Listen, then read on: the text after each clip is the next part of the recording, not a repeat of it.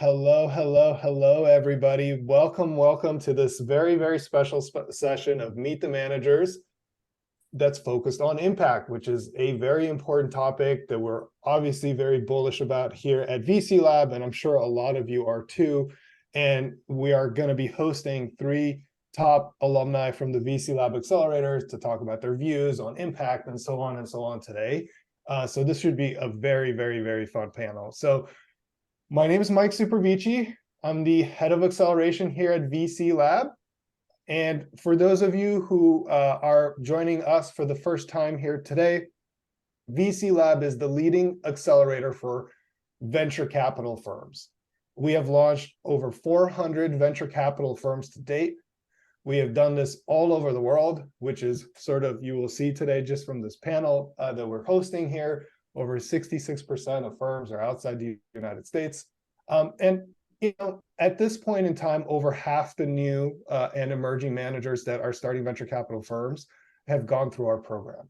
What our program does is that it helps you get to a first close very quickly, or a secondary close if you're like an emerging manager. So on average, it takes most managers roughly about 12 to 18 months to sort of get to this first close milestone.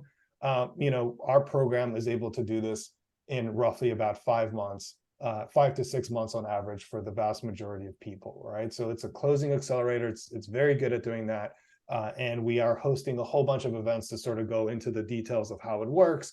And so I'm going to spare you the rest of the details for the rest of the panel. If this is your first time joining us on a panel like this today, I encourage everybody to sort of go in the chat, introduce yourself. You can put your LinkedIn profile in there as well, but don't talk about like what you're up to. Like, don't talk about like if you have a fund or something, like don't talk about your fund. That's general solicitation. And you really don't want to do that. There's lots of problems with that. So I just encourage you not to do that, but you can say hello. You can, introduce yourself in the chat and things like that. In addition, if you have questions for the panel, and I'm going to be reminding you about this throughout sort of like this experience, there's a Q&A button at the bottom of your screen, okay? And that's where we're going to be looking at sort of like all the questions that folks have about everything, to the panel. And again, we make these webinars very interactive because we're doing it for you, right? Like, I mean, obviously I can spend a lot of time talking to everybody here, but, the whole point is to sort of, do this together with you, with the panel and everything. So there's a Q&A button at the bottom of your screen. If you have questions about the panel, I encourage you to add them in there. And, about 20 minutes in, I'm going to sort of prompt you to sort of get going and ask us some questions, because again, we want to make this super interactive. All right, awesome. So with that being said, before we get started, let me just quickly read a disclaimer, and then I'm going to go ahead and introduce the panel here. So the content presented today is not directed at any investors or potential investors and does not contribute an offer to sell or a solicitation of an offer to buy any securities. All right, so now that all of that's gone, let's go ahead and get started with the panel for today. So everyone here, we are featuring 3 top alumni from the VC Lab Accelerator. All have some sort of impact, focus on impact in a very different way, which is super interesting to me. And so I'd like to sort of give everybody sort of the floor here on the panel to introduce themselves. So Ben, maybe you can say a couple words. Yeah, for sure. Thanks, Mike. Great to obviously be here and take the opportunity to speak on this panel. I'm one of the managing partners of Waterpoint Lane, my other partner being Mayfan Shi, for those that have met Mayfan. So from a background perspective, you might pick up that originally I'm Australian, actually grew up in a sheep and wheat farm about 6 hours west of Sydney, and now reside in Toronto here in Canada. And I've been working with entrepreneurs of various stages of growth and evolution my entire career. So really was super excited to kind of launch our firm earlier this year accordingly. Amazing. Sush? Hi, everyone. Thanks, Mike, for the invite. And it's, super great to be here. So my name is Sush, originally from India, living in London, doing all sorts of different things. I'm a general partner at Digital Space Ventures, specifically looking into stuff around banking and financial services for over 2 decades now. Amazing. And finally, Magdi. Hi, everybody. Glad to see everybody online here. And thanks, Mike, VC Lab, and panelists. I co-founded African Renaissance Partners with my co-founder in Addis Ababa, Hanak Asafa. Basically, my story, why VC. I think I'm a African from the Sudan. Grew up in the U.S. for the most part, a little back and forth. Basically frustrated by lack of progress in that part of the world. People held back by poor markets, poor governance. My career started in international development, a little consulting, and then World Bank, IFC, Omidyar. Spent some time in the government of Sudan during the transition there for a while until there was a coup. I saw the potential of entrepreneurs and innovators who want to make a difference, but didn't get any capital, didn't get any advice. And I wanted to align my work with my mission, which is really to use the power of markets and innovation to improve lives in my part of Africa. So that's why I started this VC. Amazing. And that was actually going to be my first question. And so you sort of answered kind of your why, Magdi, but maybe Sush, kind of what inspired you to launch a venture capital firm? I think it was partly what every entrepreneur faces as a problem, right? So I was in banking for 20 odd years, seen a lot of inefficiency, lot of manual labor, so to say. And banks, you're supposed to be, it's supposed to be a secure place, which it is in most part. But it's very, very non-technology oriented with legacy systems and all of that. So that was kind of the inspiration, about 10 years ago when I said to myself that you need to have technology layer over these old systems, or as I call them, old cities and old towns. You need to build some flyovers and get the data moving a bit faster. So that was a genesis of what we do, or why I started a VC firm. How about you, Ben? Yeah, mine was actually a bit of a collision of forces. On the professional side, as I mentioned in my kind of quick intro, been in the advisory space for a long time and really wanted to kind of get a little bit more on the doing side, to be honest. And I think at the time I was at the firm that I was working at prior to launching Waterpoint Lane, really spent a lot too much time working internally at the company on strategy and not enough time working with entrepreneurs. And so wanted to get a little bit more involved with entrepreneurs. Coupled with that was really what was happening on the personal side of mine. I had a daughter, she's now 4, and really thought about the world that she was growing up into and how I could actually be a contributor to a better world that she actually was growing up into. And that was really the genesis for launching the firm. I actually started off doing it under a bit of a deal by deal SPV structure, and that was fun and but getting more and more complicated as I executed more and more SPVs. So the genesis of actually launching the firm itself was reconnecting with my partner Mayfan, who I'd worked with previously, and just the complementary skill sets that we had just felt like a natural opportunity for us to get out and talk to LPs and share our thesis and see if we could get some committed capital, and here we are accordingly. Amazing. So, this is an impact panel. A lot of people here are sort of very excited about the impact space, but as we know, it's kind of a broad word, right? Impact can take like a lot of forms. How we define impact is very different, and so I would love to sort of go through everybody here on the panel. Maybe we can start with you on this one, Sush. How do you sort of like think about impact and define it, and what are some of the trends sort of in venture capital within like the impact space that are or innovation, whatever you want to use here, that you're particularly excited about? So let me start by saying something about impact.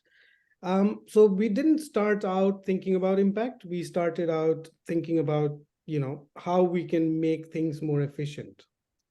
But as with any other product or life cycle of the product, what typically happens is you reach a stage where you have had enough technology or enough technological developments around a lot of aspects. And then you try and figure out what more you can do. And that's where we started to learn last few years that fintech, it's not about just fintech, it's about tech-driven finance. And suddenly you open up the world and you say, okay, so we kind of established ourselves that there are three pillars in life, finance, health or health and well-being, and climate. And how do you actually combine these three can create impact? Being a specialist or being a fintech focused fund, we started to look at aspects that we thought we could create impact with. But impact came with a question mark first, which was essentially, do you compromise commerciality of the deals?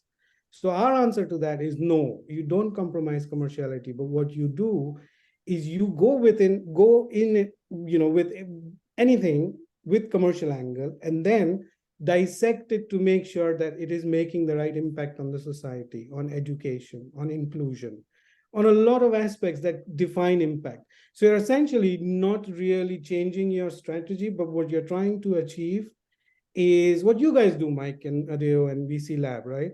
Make the world a better place by doing a lot of good things, but maintaining the clear vision that we want it to be commercial, because we are we are the stewards of kind of the money we manage, or the startups we look after.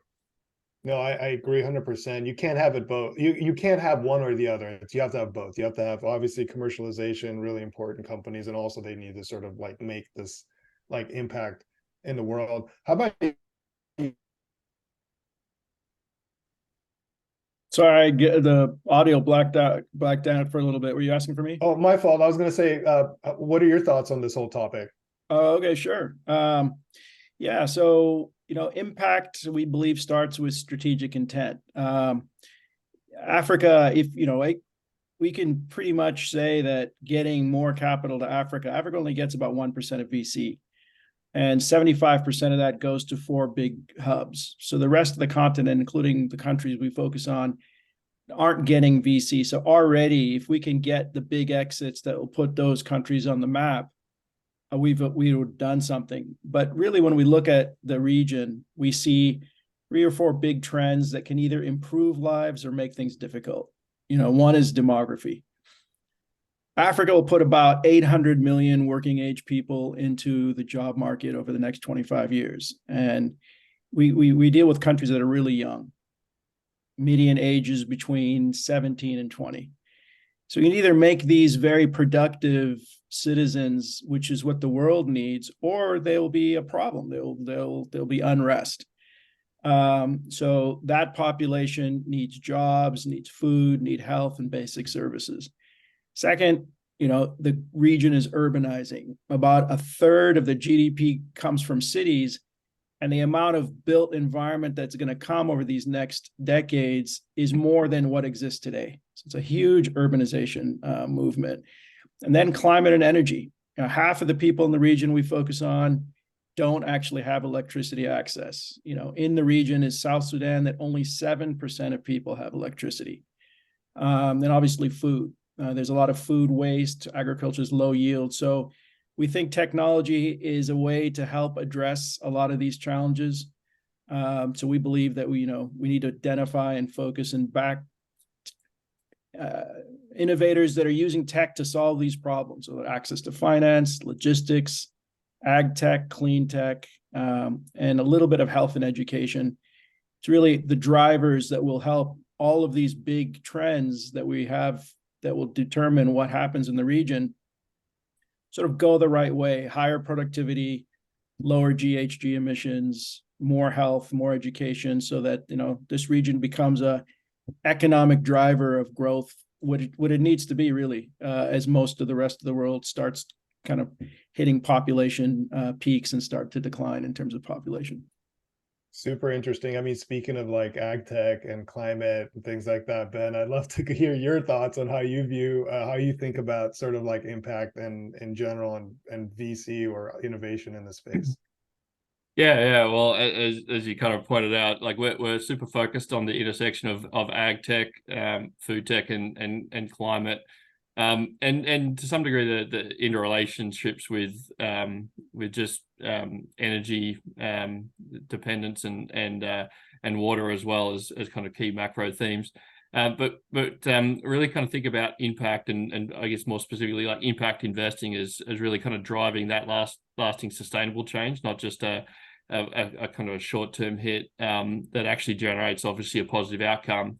And I think as Sush put, not compromising on the financial return opportunities for our LP investors accordingly, because we actually think, certainly from our perspective, that there is a generational opportunity in impact right now to actually exceed other asset classes.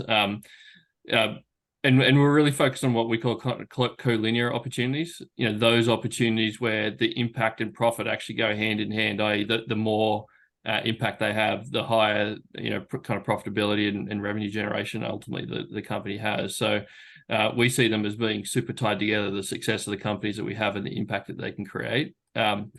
So we're really kind of excited about a couple of kind of core themes in impact. There's an increasing focus on sustainability.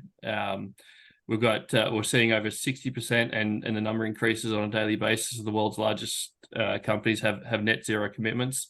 And obviously there's technology and innovation that's going to have to help kind of drive those outcomes. We're seeing governments increasingly impose regulation and probably, more importantly from our perspective, at least financial incentives such as grants and tax credits that spur innovation with sustainability outcomes. And then consumers are obviously demanding improvements in sustainability and transparency, et cetera. So we really kind of see a fundamental belief that the impact opportunity of those macro drivers, coupled with the significant tech advances that are going on, obviously with AI, machine learning, data, et cetera, are really just going to lead to some significantly fundamental opportunities that are going to be generational, and that's going to be a great outcome for us and our LP investors, but probably more importantly for the world at large. I can't agree with you more, right? Like fundamentally, these founders are sort of like solving the biggest problems in the world. And if they succeed, by definition, they're going to build some of the most iconic businesses sort of in the world. Right. And maybe if we were to take this a little bit more granular, as far as sort of like startups or interesting kind of like companies or opportunities within like, so we can sort of get a little bit more granular on kind of some things that you sort of find interesting. Magdi, I'd love to kind of hear your thoughts on like some interesting sort of opportunities that like founders are sort of like pursuing, especially in your region, that have potential. Yep. So our first investment, on the urbanization theme, our first deal was a company called Cubic. They take a lot of the plastic waste that's generated in these cities, and they convert it into building materials, which really, really cuts down on the use of cement, which is a huge source of carbon emissions. And they convert it into a building material that's not only lower cost to deploy, it's very easy to build, and it's taking both plastic waste, GHG out of the environment. Their factory's about to go live in Addis in a few weeks, and hopefully be there as it gets started. Great investment. Our second one is trying to solve the food issue by, they go to cooperatives, and a lot of agriculture cooperatives need to be digitized. They're not using the information that they have by having the records of the farmers that are selling their product through those co-ops. You actually have enough data to start making good bets on the farmers as a credit play. And so a very, very good repayment, 20% growth per month. And we're going to try to help them scale up across the region. We're looking at a geospatial company that helps make urbanization work by being able to monitor things remotely, construction sites, also remediate agricultural pests and many other sort of things. So e-logistics, a lot of the food waste happens because logistics are inefficient. These markets, a lot of information flows don't happen. So these are dominated by middlemen, and it just drags everybody back. So, hitting that with technology, being able to connect those who need to ship with the fragmented trucking markets is a real big driver of gains in the logistics costs up to 70% of the final product. So if you maybe drive the efficiency there, you not only reduce the cost, but you also, help the producer get a little bit more out of it. So all these opportunities, and there's many, many more, really, we look at them, are really hitting these very big problems that are only going to be growing. And so you rightly said, if we can back the right ones that are growing, and you're not going to have impact with a startup that just sits there at, never goes to scale. If we're going to solve these problems, we need scale. For scale, you need profitability. And so all of these, we start the conversation because it's aligned with our vision. But once the conversation starts, we need to make sure this company is a winner, and a winner regionally and across Africa. Yeah, and Sush, I mean, you've sort of have so much experience on this, especially with regards to like the financial, the fintech kind of world. Like, I'd love to kind of get your thoughts about like what you think are sort of some of like the more interesting like companies, in the sector, because like a lot of times people don't think of fintech as sort of impact, but arguably many of the fintech companies are some of the most impactful companies in the world.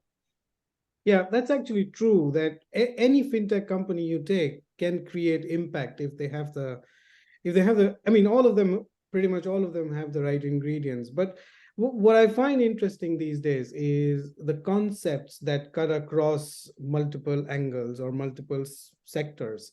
So like, for example, one company that we looked at recently or a few weeks ago was actually coming out of the Founder Institute. And basically, it's a simple idea, but they're using deep tech and fintech and ag tech together. So what they're doing is analyzing European Space Agency data to predict farm yields in a part of Africa. That's step one. Step two, talking to the farmers locally, and having that cooperative society commitment and angle. And the third bit is where they're actually providing the microloans. So you've got a trend here, which basically tells you that, what, fintech is not just going to be fintech anymore. It's what we started calling recently tech-driven finance. So that essentially, bodes well for geography, it bodes well for finance, it bodes well for, there's an angle there that you can easily see that, those guys might be able to sell the data back to the European Space Agency or other space agencies on a B2B basis, while still creating that beautiful, work with the farming communities locally in Africa and giving them the money they need. And they probably, and it's true, I think, for most of the countries, those farmers are probably never going to be late in their payments. You will never have very many defaults unless there are natural calamities. So you're looking at, foolproof business model that can expand B2B, as well as a lot of it can do a lot of good. Like another company that I'm looking at here in the UK is talking to the young adults. So, your 14 or 13 to 22-year-old kids, teaching them about financial education, teaching them about investments, teaching them about how do you actually manage money, when do you not invest in crypto, and when do you invest in stocks, all those kind of things that we kind of shy away as parents a lot of time. But not just that, but what they also do is they help these young adults earn money. So, you're essentially looking at, so like my daughter gets a lesson from a 17-year-old who is, in her last 2 years of high school or college or whatever it's called in different parts of the world, to learn Spanish or to learn French, or, because she needs a bit of help there. And that's suddenly what happens is we are paying for that, 6, 7, 8, 9 pounds an hour. It's excellent because the kids are interacting with someone of their age who understands their problems and also helps them, learn a bit quicker, I feel. In addition, what happens at the back end is essentially you're looking at those kids getting bank accounts, those kids learning how to earn, learning how to save. And it's a model that is pretty scalable and pretty neutral to, all over the world. You can apply this model.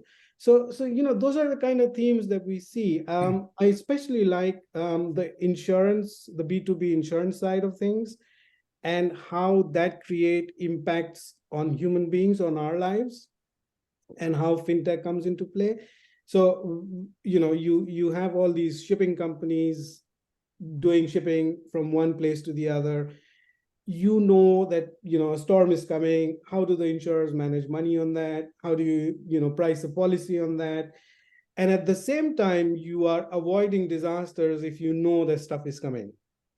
So there are multiple themes, and I'm very specifically interested in combination of healthcare and finance. And again, one of the companies that I've looked at is based out of the US, because US comes up in healthcare, in our healthcare remit as one of the things that puts up a red flag kind of a thing. The insurance system is quite difficult to manage and all of that stuff. And we've seen that people with long-term illnesses, how do you help them? How do you help them with financial planning? How do you help them, basically round up a lot of things or a lot of loose ends? And finance does that to people. A lot of people struggle to talk about finance, but when you actually bring in with your family and when you actually talk about it, it can get very comforting. And we think we can create impact that way. And along with the fact that a lot of people need help in managing money, in understanding how to deal with money. And you have multiple angles, B2C and B2B. So that's the kind of trend we're looking at. Agree 100%. It's so you painted that such a kind of a beautiful picture there. Ben, I'd love to kind of get your thoughts too, a little bit more like sort of granular around like the type of companies or the profile of companies that you're sort of like interested in or excited about, or any sort of examples that you can give so that the audience could sort of better understand kind of your thought process around this concept of impact. For sure. And I think it's kind of interesting listening to Sush and Magdi talk as well. And you said at the outset, Mike, that we're all looking at like different areas of the impact spectrum, but it's not hard to see opportunities where they start to coalesce really quickly, right?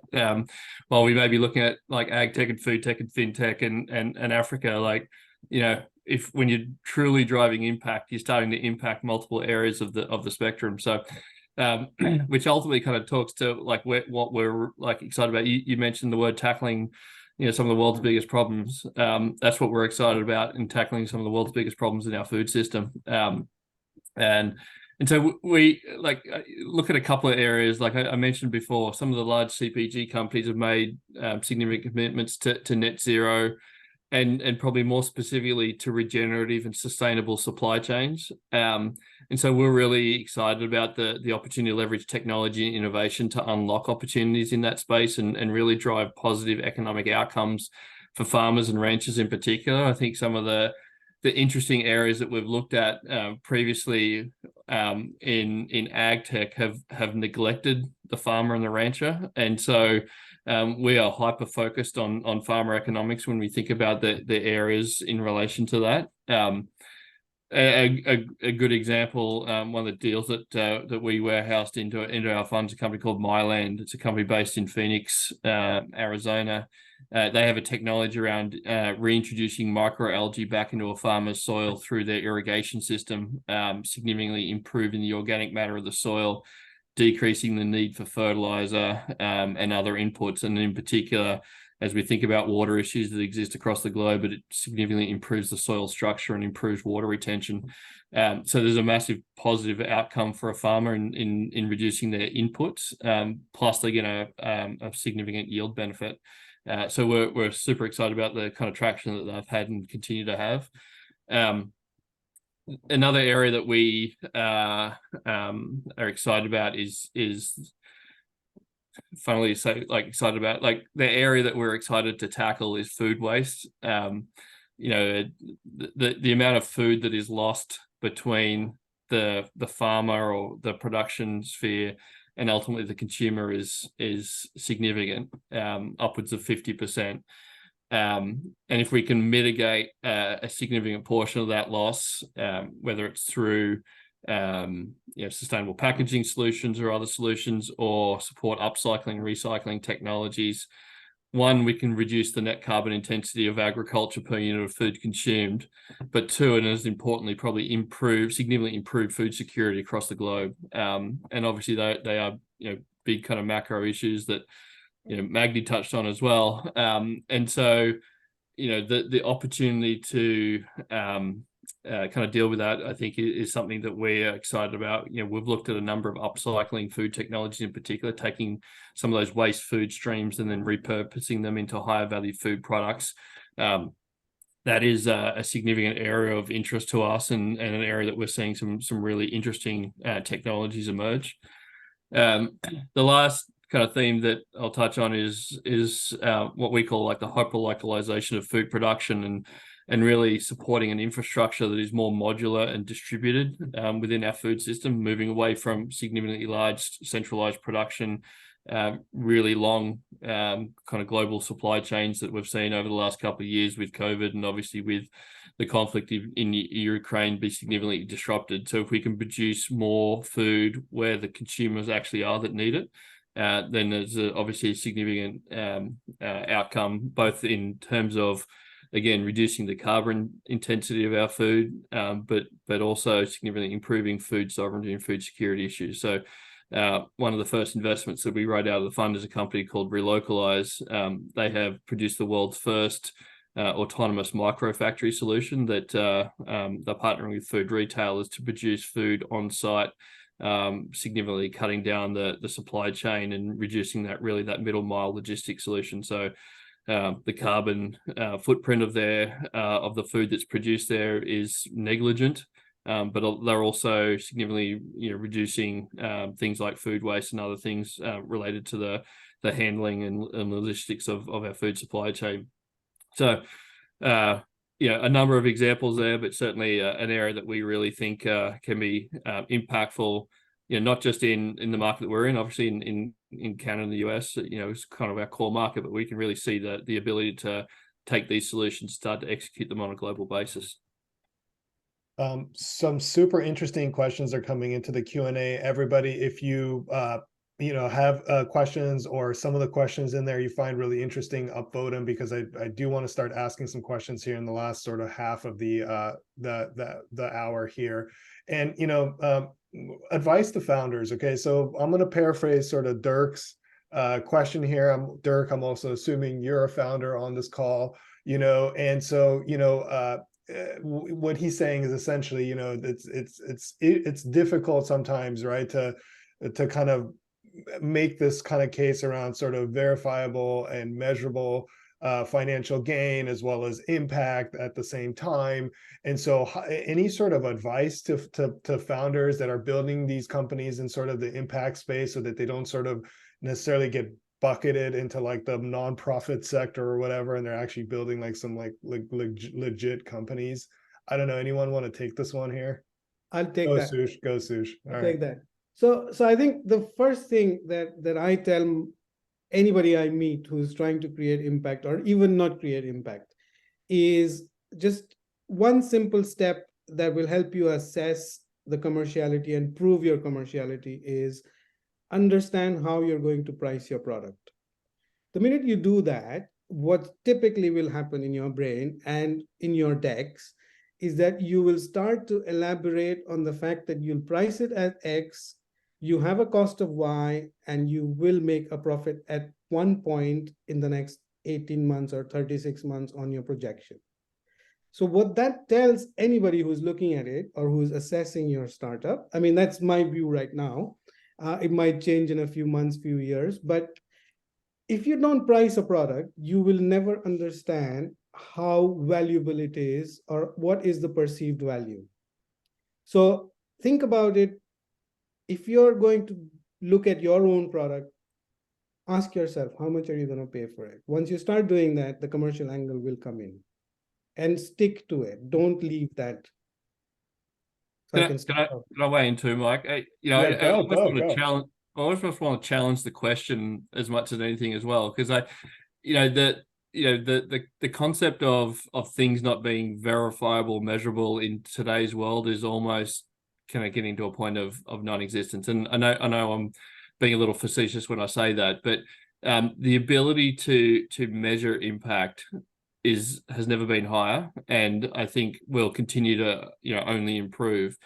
And I kind of go back to my comment on the collinearity between impact and profit. If you are truly an impact focused organization, as you deliver more revenue or the finance lens, as kind of Dirk put it, with respect to the outcomes of the company, the impact should kind of go along for the same ride. And so the ability to verify and measure that in line with financial gain should go hand in hand. And our view is they don't need to be looked at separately. I don't think it needs to be a finance first versus an impact first lens. I think they can be looked at in the same vein. And I think we're almost at a point where those companies that are really going to succeed in this world, as you kind of put at the front end here, Mike, are actually those that are going to generate an impact. Now, it might not be impact in the traditional sense, from 10 years ago, but I think impact is a very broad term, as we're all kind of put here, and a company has to generate some degree of an impact to be successful in the world that we live in. Yeah, let me just I like both of those responses, just adding how we look at it. So we look at companies, we go through two stages. We do a quick concept and send that to the IC. The IC likes it, then there's the full due diligence. But it's not going to get to full due diligence unless we're clear about what the impact is that we expect this thing to deliver, and is it aligned with what we're trying to do, as a firm. Once we've answered the question and we decided to go in and look at it in more depth, that due diligence is going to be looking like any commercial opportunity that we would have. We want to know that team can execute. We want to know that founders have integrity. We want to know about the market, how they're going to defend their position in the market, what's unique about it. We're going to look at the financials very carefully, and we want this thing to be a home run. We're not looking to, all of our backers so far are business people. They're not philanthropists. We do expect that there will be those interested in the opportunities we're looking at, and there are. But we look at these opportunities to be commercially successful. Now, you do have to, when you define that impact that you're looking for from that investment, as you mature, and we're still, seed and pre-seed, so we have to be careful about how much burden we put on founders. But you should monitor that when, we talk a lot about entry, but it's also important to talk about once they're in your portfolio, how you're following up with the companies. You should try to monitor that you're hitting the impacts that you set out to get, So there is a little bit more of a burden on us and a little bit more on the founder. And we'd be really careful not to overburden young founders or young companies. But we should track to say, did we get, are we getting the GHG reduction, or are we getting the kind of efficiencies we're expecting in logistics or in reduction of food waste? By the way, I really love those opportunities and love to see how we can get some of that to Africa. So that's really what I just like to add. Once you've decided that this thing has impact, it has to be looked at for its commercial benefits. There are several questions in the Q&A right now, and I'm sort of going to paraphrase Sanders' questions, Arthur's question. They're sort of more around kind of like, you building this like VC fund, right? It's designed to sort of perform, but it's sort of at this intersection with impact. And the reason, by the way, everyone, we're hosting this is sort of to kind of decouple this, because a lot of people assume impact, they assume sort of like nonprofit, they assume companies with less like potential, but in what we're trying to make the case here for, and you can see this certainly with the strategies for the folks that you hear, they shouldn't be this way. Arguably one of the most impactful companies in the world is Tesla, right? And it's also the most valuable company in the world as well, or one of them. And so, it doesn't have to necessarily be that way, right? And so, one of the questions is like with regards to sort of your fund and as well as conversations with LPs, and we can stay high level on this topic, but does this sort of the fact that you have sort of a impact point of view sort of limit your conversations with LPs? Does that limit the potential upside of the fund? And how did you sort of navigate that as you sort of discuss this with other potential folks that may be interested in participating, and we can stay super high level on this. I don't know, Ben, do you have any thoughts on this? Yeah, my Some first strong response opinions on this. is kind of no and no. Like it, it has not limited the conversations that we've been able to have with LPs in any context, because very similar to the the comments that Magdi made with respect to how we look at the underlying investments that we're making and the commerciality. Our view is to your point to some degree. We are not compromising in any context the return possibility of our LP investors through our strategy. Our view is actually we're enhancing the return profile and potential of our LP investors above and beyond other asset classes that they may be able to access, and some of that is our view and our thesis around the marketplace as it stands today, and that's what we've spoken to our investors about, and that they've got comfortable on. Similar to Magdi, the vast majority of our LP investors today are business owners that are very commercial.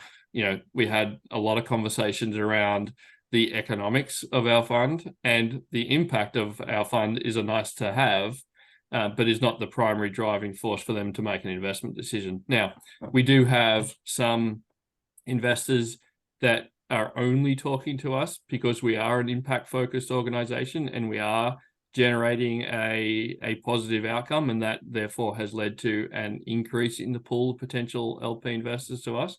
But in no way have we seen it actually decrease or certainly, have people look at us in the context of being a philanthropic organization. Yeah, I couldn't agree more. If anything, it sort of makes it easier, right? Because these conversations are both financial and emotional at the same time, right? And so it adds a lot of value if you're also kind of making the world a better place through this. Yeah, and I'd say that's the one, and I know we might touch on a little bit later in the conversation about kind of target LP investors and all those kind of things.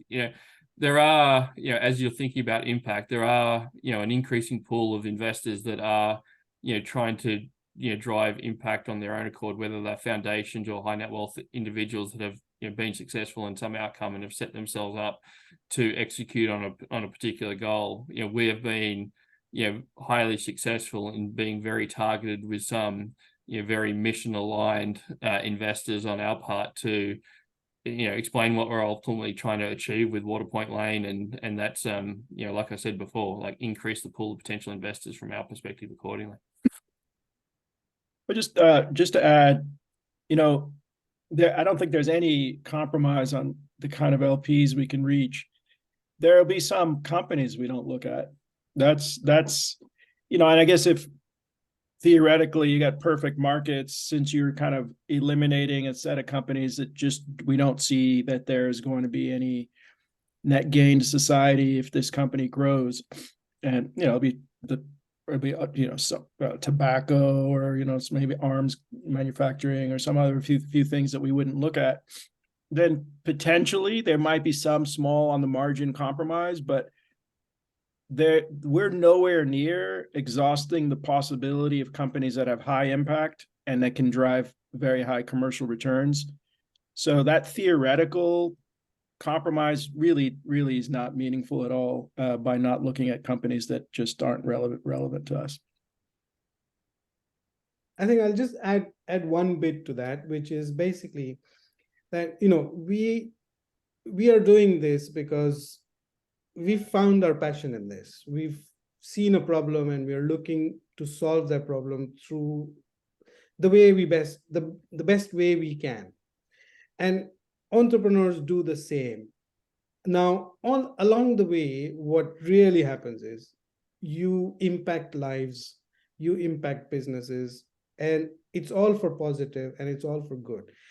And when you talk about impact managers, I often argue with my LPs, not argue, but have a healthy discussion around it, that actually impact managers carry dual responsibility.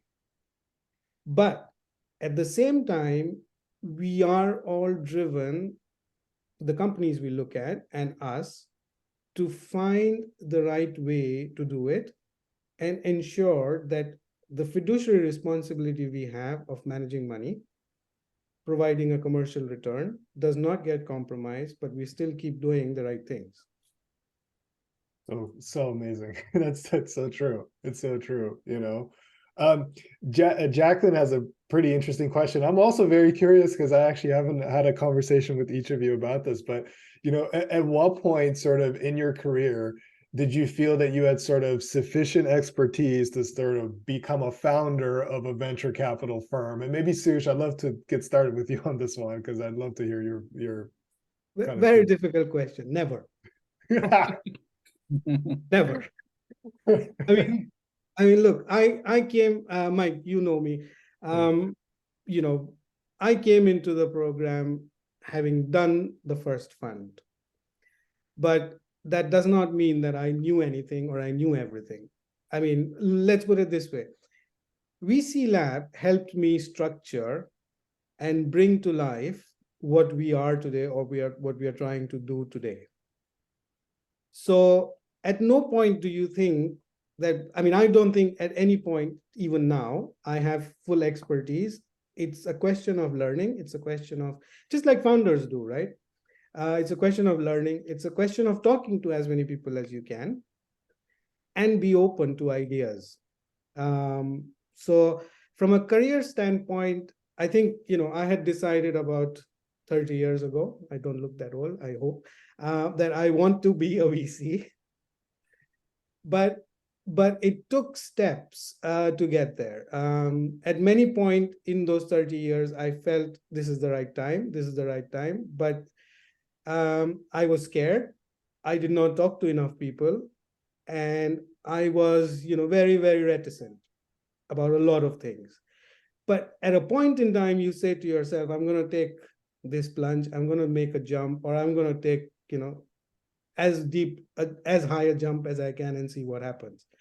So at one point I did that with my partner, and fortunately for us, we're still running the show. So I think if you have doubt, talk to people around you, and you know that you are in the right place.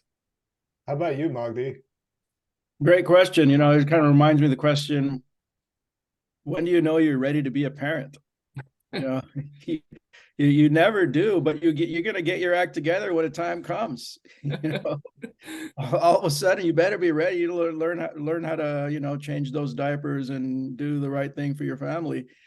I guess for me, you know, I really like Sush's response earlier. The passion is going to come through. So to get to passion, I feel like you kind of need to think about what's your mission, what's your goal and your purpose, because you're going to need that to drive you through good times and bad. And there's going to be a lot of no's, you know, when you're trying to raise money. But what the goal that you're trying to get to, the impact that you're trying to have in the world will push you through that. And so know yourself, know your purpose. And then I think beyond that is really a network, because you don't need to know everything, but you do need a team. You need to be able to you need to get on the ground. You can build capacity, you can build skills, you can bring in people to help. We have just this tech person who helps look at the tech stack of everything we do. That's just phenomenal. And having the access to those people is really important. But you know, you need to be able to lead and move forward. And again, it gets back to your passion.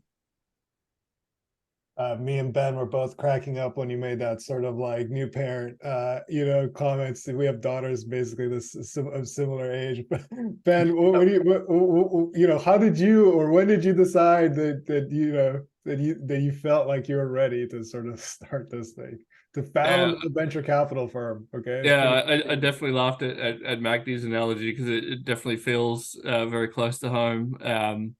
And I kind of jokingly kind of think my response is when Mayfan told me that I was ready as well. But I think that the other point that getting LPs to commit capital is hard.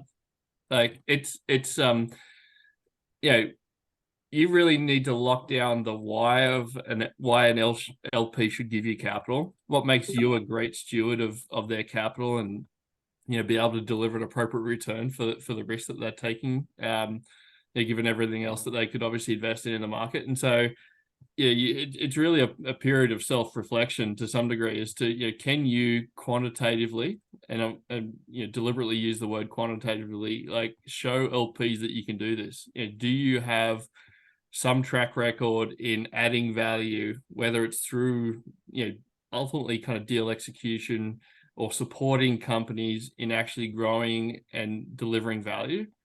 If you can kind of look at that, then you can map that out, then you've ultimately kind of got your secret sauce that you can kind of tack to your thesis, and then you can go out and have a conversation with LPs. I think until you can figure that out, then it's early days, and you've got a little bit more work to do.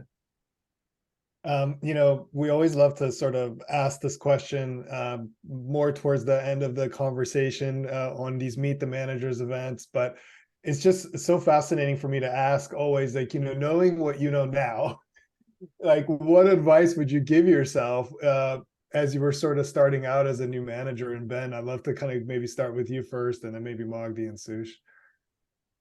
Yeah, try not to repeat myself too much, but like it is almost that point. Like, be very clear on the quantitative aspects of what you can kind of show an LP.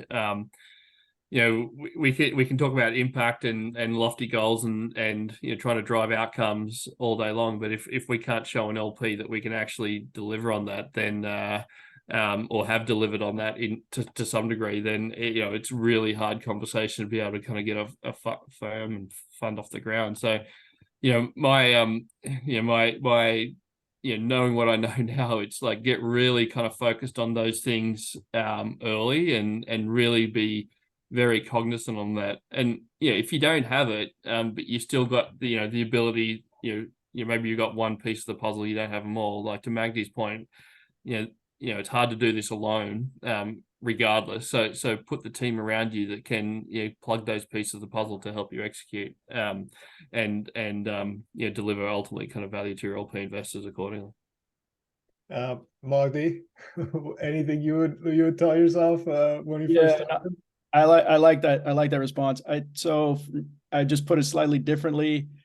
You need to build an evidence base that speaks to LP demand. You're selling a product to LPs. There are some that are going to get on you just because they know you, they trust you, their relationships, and you got to treat them well. But most LPs are going to need evidence before they trust you, and that evidence needs to speak to what drives them in terms of their preferences. Listen, more than anything else.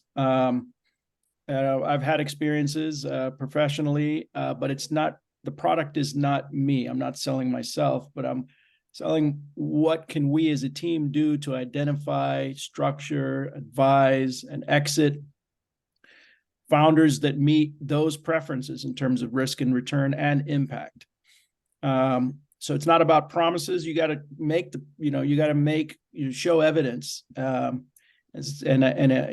Just to double click on the team, you need in my case, a great co-founder, partners, mentors, solid analysts, and then finally, to go back, I would say believe in yourself and trust the process. Process wasn't easy. VC Lab structured that, and then just keep focusing on the mission. It's bigger than you, and that's what it takes to talk to lots of LPs who, many of whom are not going to be investing, but at least they'll teach you something. I mean, Magdi and Ben have covered pretty much everything there is in this space. All I'll say is on a personal level, just plan for the long haul. I say that with a sigh because it can take time sometimes, and talk to as many people as you can. Even if you don't know them, just reach out, a few good conversations can make or break you. So just be persistent. And, in this, just like the final 5 minutes here for everybody, there's obviously quite a lot of GPs that are sort of watching this, thinking about possibly joining VC Lab. Is there sort of like one or two key takeaways about the VC Lab program that you sort of like to share with the audience, so they'd sort of kind of know what they're about to get into? I mean, Sush, you came in on having a lot of experience on sort of fund two, and you mentioned that this also kind of helped you as well. But maybe we can start with you on this one. I think the thing that, so when I did my first fund, and if I have to go back in time, I would redo it, or I would have Mike and Adeo start VC Lab much earlier, do the program first, and then get into the VC world. So what the program will really do is it will put you through the hoops and make sure that you are going to be the best ones you can be. It will put you through time pressure, it will put you through structure, and it will put you in a good place to talk about what you want to do. And if this is truly what you want to do, then I think there's nothing better than VC Lab. You won't get any more practical advice anywhere else. Ben? Yeah, I like Sush's comment around it. This is a long haul, right? So, be prepared for it to be a long haul, but you can very much short circuit some of your heartache at the front end here by, listening to the advice. And it's very practical advice throughout the VC Lab program. The thesis is crafted in a manner that that LPs want to see it. The deck when those GPs are up to that point has been iterated based on a ton of LP feedback. So don't fight the advice, and don't argue around it. Is my kind of advice to everyone. Embrace it and execute on that, and then really kind of focus your fundraising efforts on those close to you and your network. Don't go chasing the golden rainbows at the front end here. Like, really focus on kind of getting to your first close with your close network, and then go from there. Magdi? Yeah, I mean, there's so much I got out of it. Hard to put it into words, but I would say I had a vision. We had a vision of what we were trying to do to get capital these underserved markets with impact. But VC Lab helped sort of translate that big vision into a thesis, a team, a model, a strategy, an approach to fundraising, and later on, working with the team on formation, capital calls, investing. So I would say sound advice all along, including even feedback. You've been giving me a lot of feedback about how I pitch, and I could be doing it differently, and I needed that feedback. So I would say all of the things that process, that structure, helped me take something that I might have taken 2 years down to about 6 months from when I started to when we got to our formation and first close.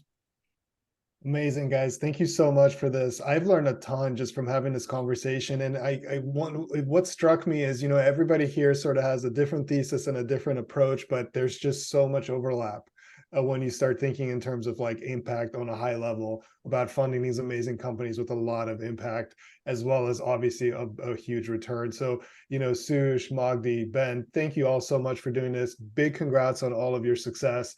And we're all rooting for you. And for everybody here, if you're thinking about potentially starting a VC firm at some point in the future, apply to govclab.com.